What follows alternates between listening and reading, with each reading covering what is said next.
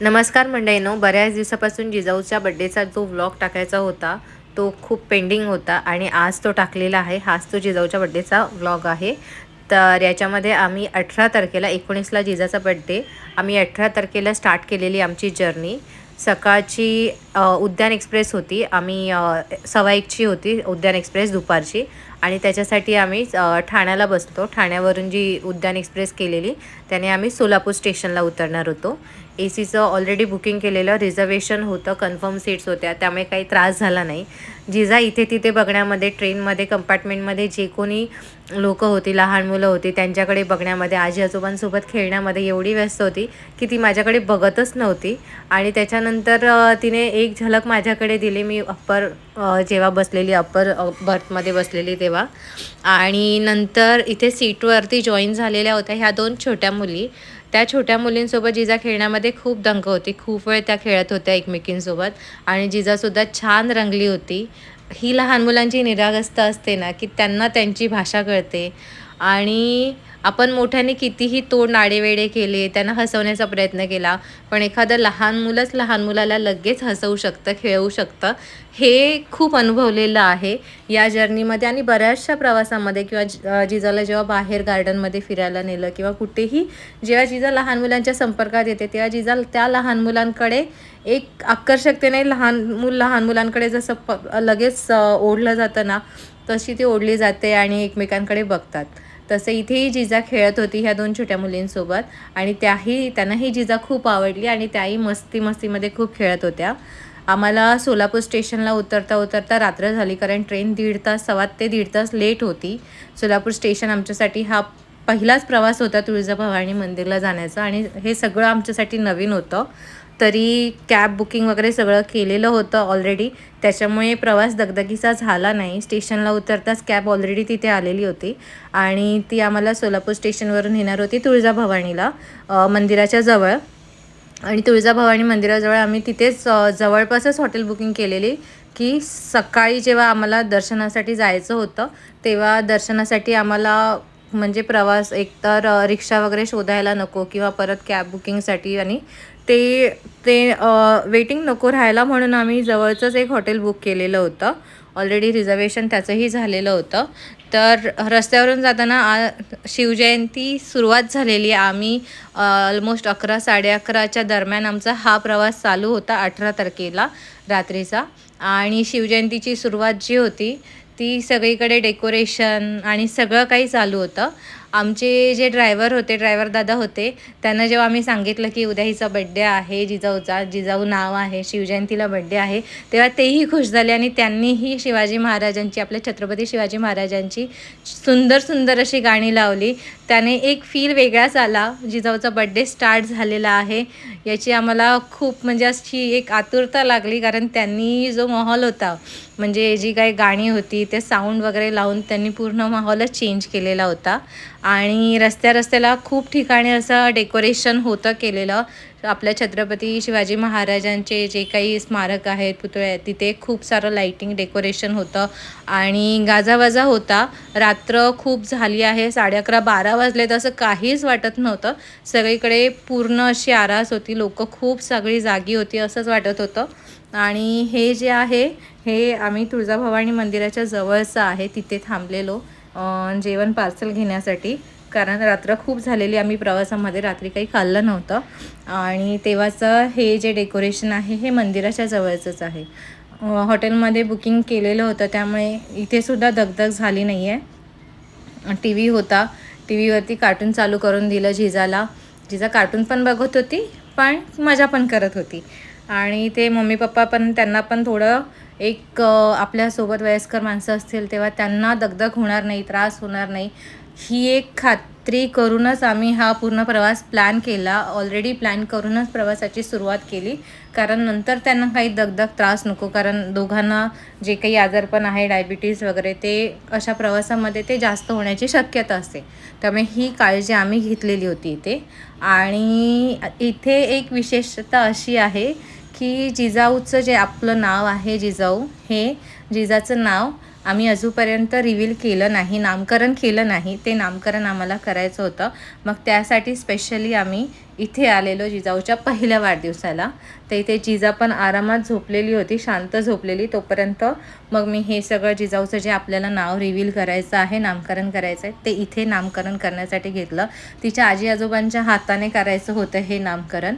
तिचं पाळण्यातलं नाव ठेवलेलं आहे तीर्था, हे तर तुम्हाला माहितीच असेल. आणि इथे पहाटे 5:30ला आम्हाला तुळजाभवानी मंदिराकडे पोचायचं होतं. आणि आम्ही सुरुवात केली 5:30 पावणे 6 वाजेपर्यंत आम्ही मंदिराजवळ होतो. आणि ते खूप चांगली गोष्ट म्हणजे मंदिराच्या ट्रस्टीची जी गाडी आहे मंदिराची, ती गाडी व्हॅन अवेलेबल होती. त्यामुळे पप्पांना जरा चालण्याचा जरी त्रास असला तरी त्यांना ती दगदग झाली नाही. ही गाडी विनाशुल्क होती. जे काही माणसं, वृद्ध माणसं, वयस्कर माणसं ज्यांना चालता येत नाही वगैरे, किंवा अशा काही माणसांसाठी ही गाडी पूर्णपणे मोफत सेवा होती. लहान मुलांसाठी वगैरे अशी मोफत सेवा होती. तर ही गोष्ट खरंच खूप चांगली वाटली. मंदिराजवळ आल्यानंतर हा जो सुंदर देखावा प्रवेशद्वाराचा जो दिसलेला आहे, हे बघून डोळेच उजळलेले आहेत. पूर्णपणे सोनेरी पहाट, सोनेरी प्रवेशद्वार हा तयार झालेला होता. अशा प्रकारे त्याला लाईटिंग केलेली होती ना, की आपला हा जो प्रवेशद्वार आहे इथे, तो पूर्णपणे गोल्डन, एकदम सोनेरी असा उजळलेला होता. मंदिरामध्ये पण खूप साऱ्या ठिकाणी छोटे छोटे अशा लाईटिंगचं डेकोरेशन केलेलं होतं. आणि हे बघा, असं वाटतच नव्हतं की हे पहाटेचे 5:30 वाजलेले आहेत. मंदिरामध्ये तशी तुडुंब भक्तांची गर्दी होती. सर्वप्रथम दर्शन घेतले आपल्या गणपती बाप्पांची. इथून आम्ही दर्शनाला सुरुवात केली. श्री सिद्धिविनायक उजवा चोंडेचा गणपती म्हणून हे मंदिर प्रसिद्ध आहे.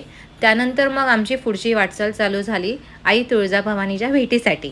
तर इथे तुम्ही बघाल पायऱ्यांवरती हे छोटे छोटे असे होल आहेत. हे होल म्हणजे बाकी काही नाही आहे. तिथे जे आपले श्रद्धाळू भाविक भक्त असतात त्यांनी केलेल्या नवस्फूर्तीसाठी त्या काळी त्यांच्यातर्फे नवस्फूर्ती झाल्यानंतर त्याच्यामध्ये तांबे पितळची नाणी लावली, तांबे पितळ सोने चांदी त्यांच्या ह्याने ती नाणी लावली जातात अशी माहिती मिळालेली आहे. आणि त्यानंतर जेव्हा आम्ही मंदिराजवळ पोचलो तेव्हा मंदिराजवळ हा असा घंटानाद खरंच कानाला खूप सुखद वाटत होता. त्यानंतर मंदिराच्या जवळपासची जी काही छोटी छोटी मंदिरं होती आणखीन तिथे आम्ही फिरलो. त्यामध्ये आम्हाला आमचे जे पुजारी होते त्यांनी आम्हाला सांगितलेलं होतं की तुम्ही यमाई आईच्या मंदिराकडे थांबा. तर यमाई आईचं हे मंदिर आहे. इथे आम्ही यमाई देवीचं दर्शन घेतलं, पाया पडलो आणि आजूबाजूची जी काही आणखीन छोटी परिसरातली मंदिरं होती पुजारी येईपर्यंत आम्ही त्याही मंदिरांचे दर्शन करून घेतलेलं होतं. इथे तुम्ही बघाल तर हे आपलं नृसिंह मंदिर आहे, श्री लक्ष्मी नृसिंह मंदिर. त्याच्याच बाजूला मार्तंड मंदिरसुद्धा होतं, तिथेही आम्ही दर्शन घेतलं. मंदिर परिसरात भक्तांची एवढी गर्दी होती ना, त्यामुळे असं वाटतच नव्हतं की हे सकाळचे 5 वाजलेले आहेत. दर्शन रांगसुद्धा तेवढीच लांबच्या लांब होती. आणि हे असं आजचंच किंवा असं नाही, हे नेहमीच असतं. आपल्या आई तुळजाभवानीच्या दर्शनासाठी भक्तांची अशीच रांगच्या रांग लागलेली असते वर्षानुवर्षे. एकही दिवस असा हे नसतो की भक्तांची रांग कमी आहे. ही माहिती जेव्हा आम्ही रांगेत उभे होतो तेव्हा जे आई तुळजाभवानीच्या दर्शनासाठी येणारे नियमित भाविक आहेत त्या भाविकांकडून माहिती ही मिळाली. त्यांच्याकडून थोडीशी अशी माहिती मिळाली की आज थोडीफार गर्दी कमी आहे. तर आमच्या नजरेने ती गर्दीसुद्धा खूप अशी गर्दीच होती. थोडीफार म्हणजे आमच्या ती लक्षातच आली नाही. आमच्या रांग होती खूप मोठी. तर ही जी रांग होती ती ही अभिषेकसाठी रांग होती. आई तुळजाभवानीचा अभिषेक करण्यासाठी ही रांग होती, जी डायरेक्ट आपल्याला गाभाऱ्यात नेणार होती. तर मम्मी पप्पांना ह्या रांगेमध्ये आम्ही नाही येऊ दिलं, कारण खूप साऱ्या पायऱ्या चढायच्या होत्या, खूप सारा वेळ वेटिंग होतं. आम्ही हे रांग चालू केलेली सकाळी 5:30-6च्या दरम्यान. ते आम्ही ह्या रांगेत इथे वरती हा जो पूल आहे, पत्री पूल आहे, तिकडे त्या पत्र्याच्या पुलाकडे आम्ही सकाळी 8:30ला पोचलो. म्हणजे 5:30, 6:30, 7:30, 8:30 ऑलमोस्ट आम्हाला 3 तास लागले या रांगेमध्ये. जिजा थोडी वैतागलेली होती, नंतर कंटाळलेली. आधी ती तिने या रांगेमध्ये एक झोपसुद्धा काढली. नंतर जेव्हा तिला थोडी भूक लागली तेव्हा ती वैतागायला लागली. आम्ही ऑलमोस्ट रांगेत आलो आणि त्याच्यानंतर मस्तपैकी अभिषेक पूजा झाली. आम्हाला महानैवेद्यसुद्धा जो देवीला अर्पण केलेला होता तोही प्रसाद म्हणून खायला मिळाला. आणि या तुम्ही उजव्या साईडला बघाल तर तिथे अभिषेक केला जातो देवीचा. तिथे मुख्य गाभारा आहे आणि त्या गाभाऱ्याकडे जाऊन अभिषेक, पूजा आणि महाआरतीसुद्धा आपल्याकडून जे आपले पुजारी असतात ते सगळं करून घेतात. आमचंसुद्धा दर्शन खूप छान झालं आणि आम्ही खूप समाधानी होतो या दर्शनानंतर. मम्मी पप्पांनासुद्धा या दर्शनानंतर खरंच खूप बरं वाटलं आणि प्रथम म्हणजे पहिली वेळ होती आमची ही दर्शनासाठीची आणि खरंच खूप छान होती. त्यानंतर आम्ही परत हॉटेलवरती आलो आणि नंतर दुपारचं जेवण वगैरे केलं, नाश्ता केला, दुपारचं जेवण केलं आणि निघालो आमच्या संध्याकाळच्या प्रवासाकडे. जो दुपारी आम्ही सुरू केला तो होता स्वामी समर्थ अक्कलकोट मंदिराकडचा. तर ह्याचा पार्ट 2चा व्हिडिओसुद्धा बनवलेला आहे. तो व्हिडिओसुद्धा या पेजवरती लवकरच अपलोड होईल. तर स्टे ट्यून, तुम्ही तो व्हिडिओ बघा जिथे आम्ही श्री स्वामी समर्थ अक्कलकोट क्षेत्री आम्ही जिजाचं अक्कलकोटचं दर्शन घेतलं आणि जिजाऊचा बड्डेसुद्धा एक छोट्या पद्धतीने, साध्या पद्धतीने सेलिब्रेट केलेला आहे.